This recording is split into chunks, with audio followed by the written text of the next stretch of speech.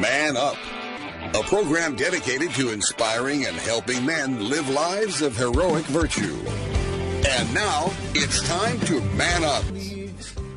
Welcome to Man Up on Iowa Catholic Radio. We are broadcasting on the Iowa Catholic Radio Network. I am Joe Stopulos, and today I am joined by my guest, Joseph Pearce. Joseph Pearce, international scholar, literary scholar, to discuss the great work by J.R.R. Tolkien, The Lord of the Rings. Let us start in prayer. In the name of the Father, and the Son, and the Holy Spirit. Amen.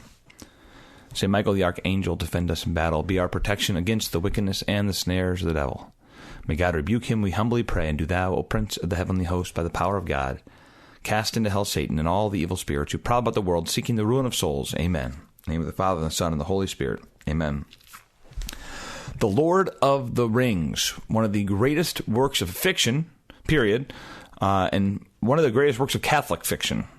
And I've always loved the movies, which I know it's heresy to say that I watched the movies first, but listen, I didn't read a lot of books in high school, so it's my only way to get into it.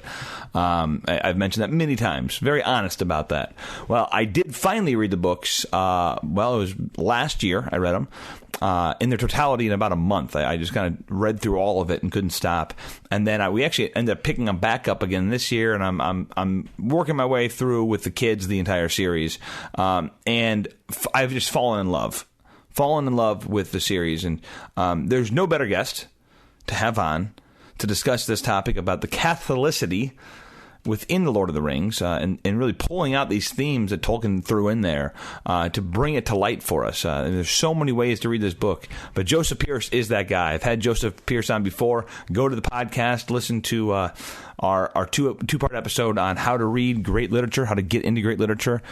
Really enjoyed those two episodes. He is really the foremost scholar on all things literature in the Catholic world. A very prolific writer, and again, blessed to have him on today. So we're going to head to a short break, and I will have Joseph Pearce on the other side to discuss The Lord of the Rings. Support for Iowa Catholic Radio is provided by the Sarah Vocations Ministry. Sarah is an apostolate dedicated to the support of new and existing vocations to the priesthood and consecrated life. Learn more at joinsarah.org, joinserra.org.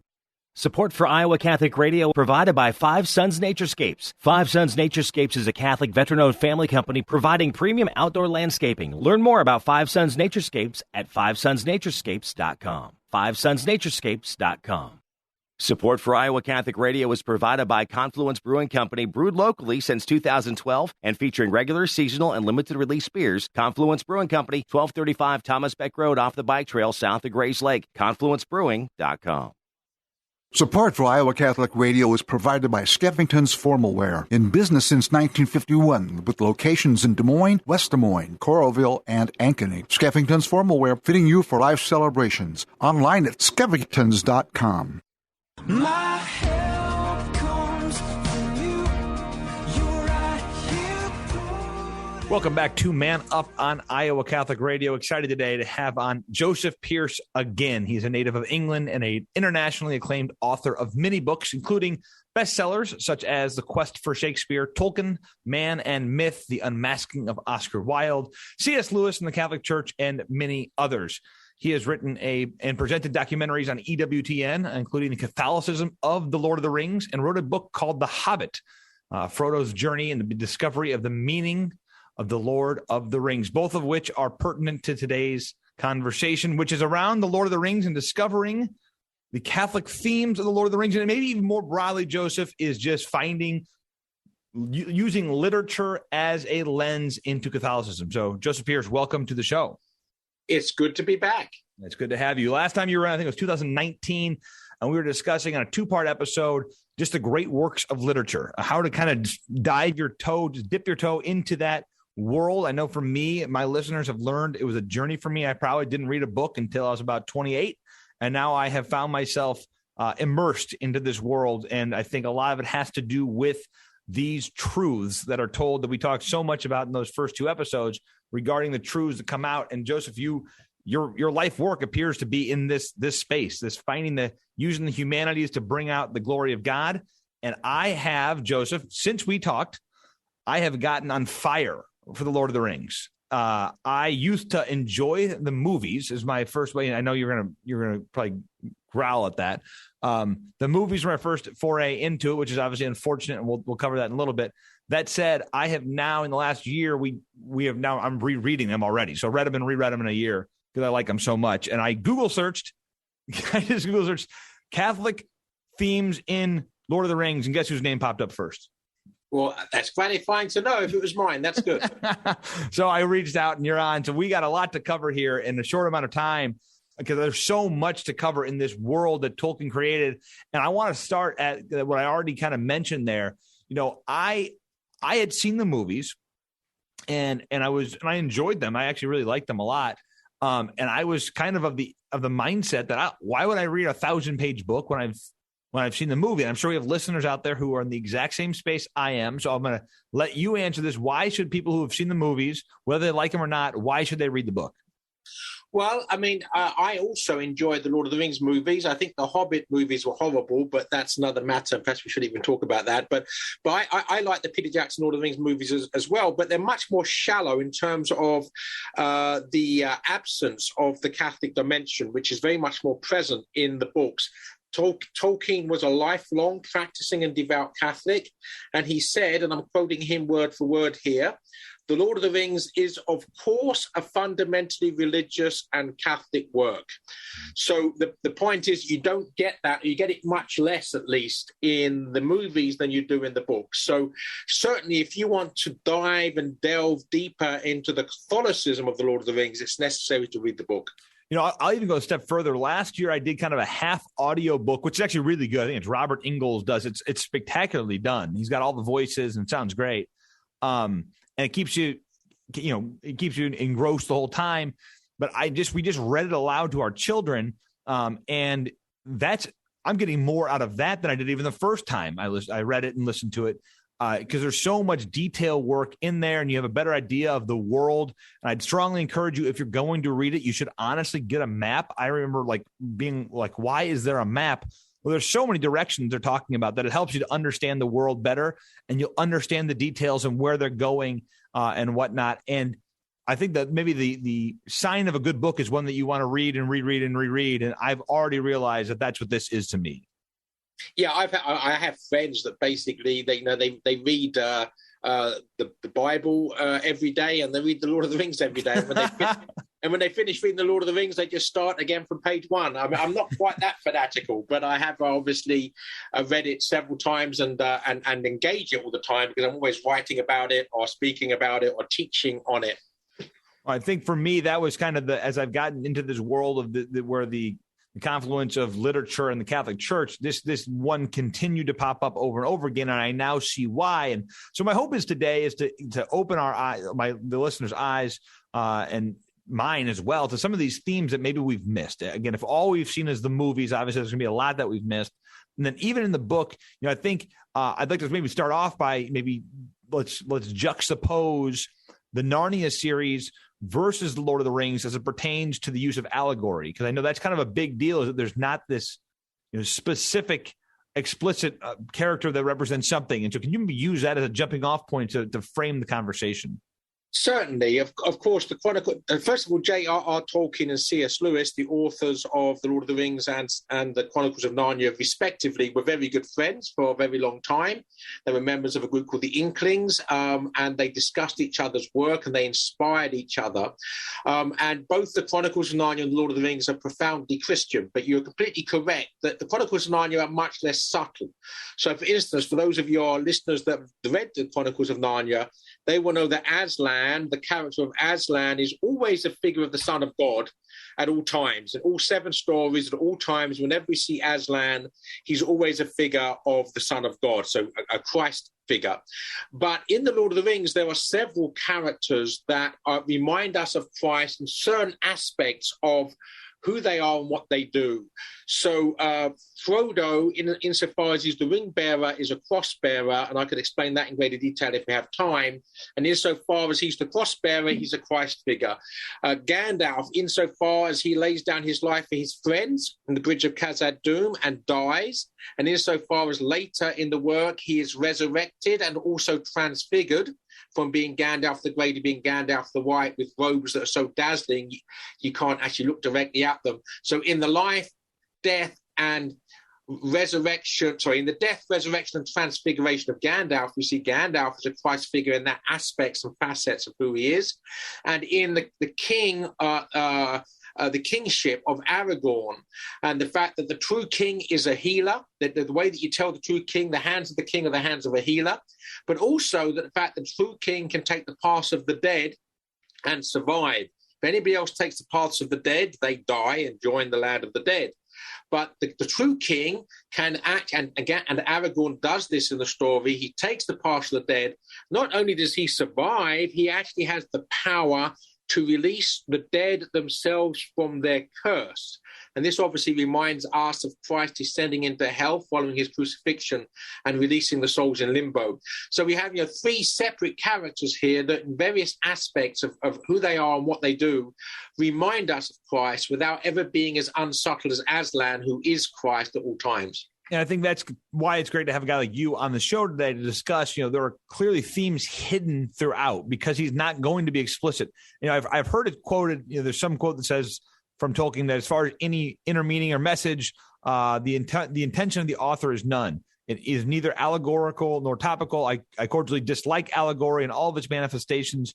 And so I've heard this rebuttal that it's not that Christian, it's not this, Catholic work, because Tolkien has said his dislike for allegory. Can you, before we get too far into this, can you maybe object to that or bring light to that? Yes, basically that's quoted all the time. That's from the preface to the second edition of The Lord of the Rings. And Tolkien wrote that because he was basically irritated by the way that everybody was seeing The Lord of the Rings as an allegory of World War II. And clearly that the work is much deeper than that and works on a theological level at its deepest. But in other places, Tolkien specifically refers to the Lord of the Rings as an allegory. So it really depends where you got a quote from. But the key thing is, and I'll come back to this again. I'm quoting Tolkien here. The Lord of the Rings is, of course, a fundamentally religious and Catholic work, unconsciously at first, consciously in the revision.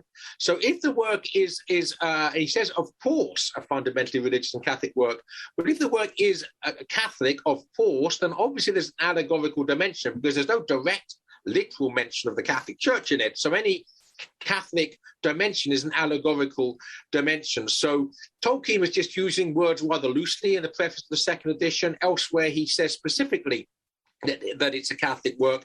And also he says in another place that the fact that the most important relationship between him as author and the Lord of the Rings is the fact, and I'm quoting again, the fact that I am a Christian, which can be deduced from my stories, and in fact a Roman Catholic. So Tolkien makes it perfectly clear that his own Catholicism infuses and informs the Lord of the Rings, and that it is, of course, a fundamentally religious and Catholic work. I mean, I think you would have to go out on a serious limb to throw it all out with that quote, right? And I've seen people online try to do that. And to your point, when you just already alluded to those three things with Frodo, Gandalf, and Aragorn, which you would have to ignore that those clearly are allegorical in some way, shape, or form.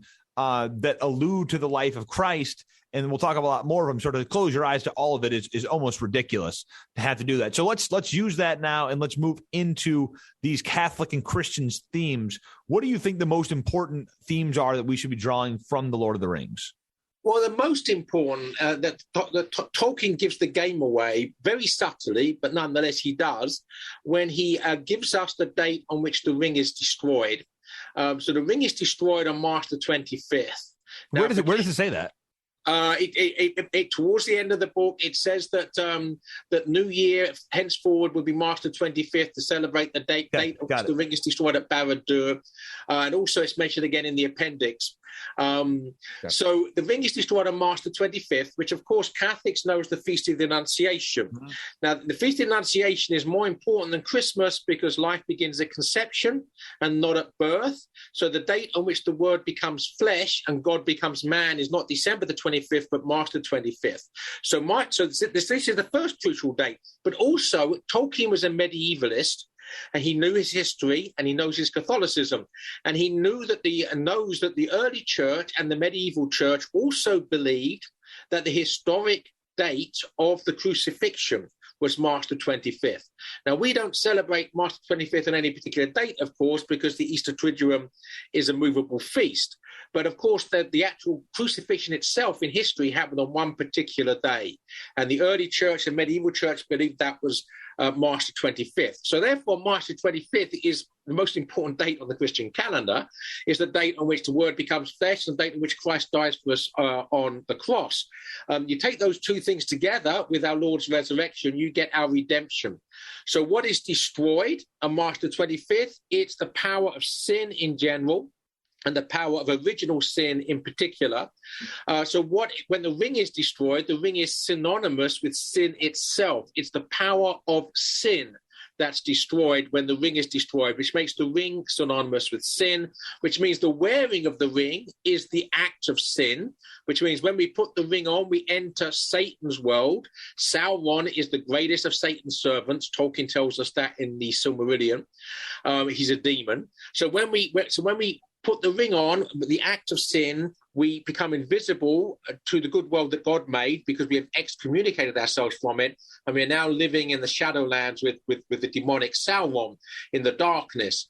But if on the other hand, instead of wearing the ring, instead of wearing it, you're bearing it, in other words, you're carrying the weight of sin without sinning, then that is synonymous with the carrying of the cross.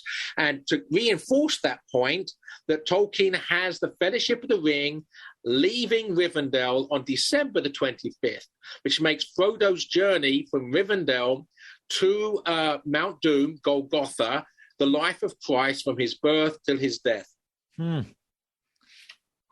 from a purely Catholic standpoint, from a Christian standpoint, that obviously sets the stage. Are there things then throughout that journey, and I think you could go a myriad of different ways with this, that you think we as Christians, as we're trying to exemplify some of these great Christian themes that are in the book, what are the ones that you think are most pertinent to take away as you're introducing someone to this book? Well, and beyond what I've just said as regard this deep theological connection that's related to the power of the ring being synonymous with sin, beyond that, also Tolkien shows us who we are as human beings, because we have an erroneous understanding of who we are as human beings now. We have misleading so-called scientific labels for us, such as we are Homo sapiens, which means wise man. Well, the human species is certainly not defined by its wisdom, as you can see from the fact that every generation makes the same stupid mistakes as every previous one. The older understanding of who we are comes from the Greek word anthropos, which means man in Greek, which according to Plato means he who looks up. So he who looks up in wonder. So the animal grazes, man gazes. So when Samwise Gamgee says, in The Lord of the Rings, one of the darkest moments in The Lord of the Rings, he says, above all shadows rides the sun. In other words, however dark things are with evil, however cursed we are by the power of sin, by looking up at the sun and the stars, we are seeing an image, a symbol of God, and the fact that the light of God rides above all shadows, above all darkness. But you only know that if you look up in wonder and in prayer. So anthropos is one aspect of who we are, which is shown in The Lord of the Rings, and the other is the medieval understanding of who we are as Homo viator, man on a journey, or man on a pilgrimage, or man on a quest. In other words, each of our lives is a quest for heaven. There's no other purpose of life except to get to heaven. If we fail to get to heaven, we are literally miserable losers.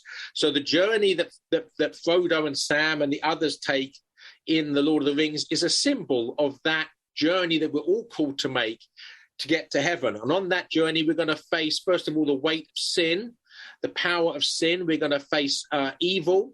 We're going to face dragons and demons and just wicked people. And basically, through the grace of God and courage, we can achieve the quest. So this idea of Homo viator.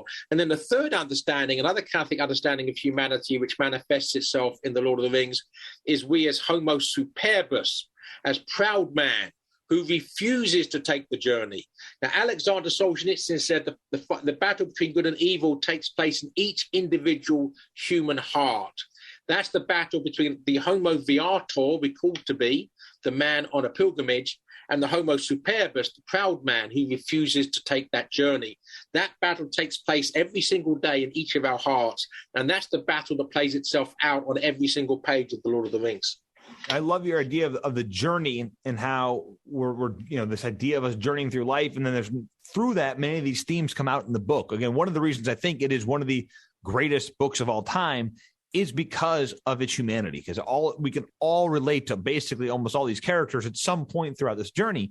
And in addition to the struggles that happen in life, there's also these wonderful points of light and the things that help you to get through that journey. Mostly, I'm thinking here of the friendships that happen throughout this journey, and how we, in the Catholic lens, this idea of authentic Christian friendships, this idea of pouring into the other and willing the good of other.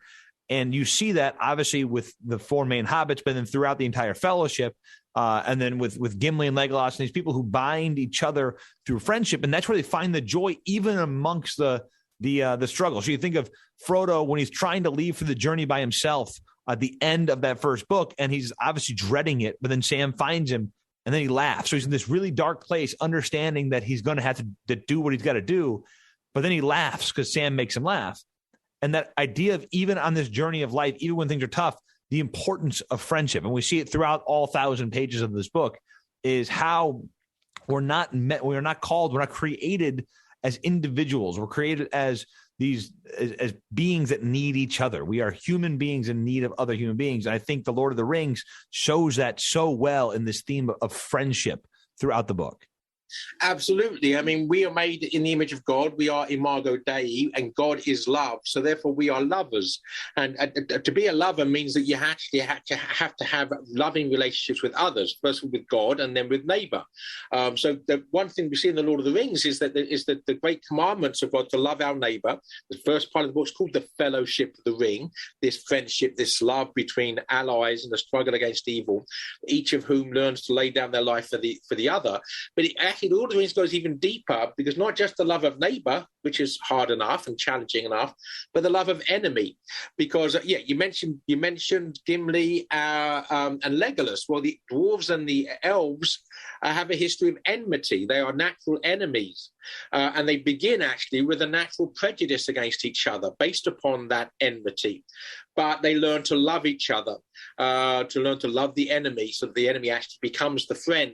And on the deepest level, Gollum, it's only because Gollum is spared by, first of all, Bilbo in The Hobbit, and then by Frodo, and then by Sam in The Lord of the Rings, that he is there at the crucial moment of Mount Doom to deliver Frodo and indeed Middle-earth, the power of evil. If they had not loved their enemy, if they had not loved Gollum and spared his life when they could have killed him, he would not have been there. So this is a reward of grace for the love of enemy. So on the deepest level, this work shows us a Christian understanding of love, self-sacrificial love.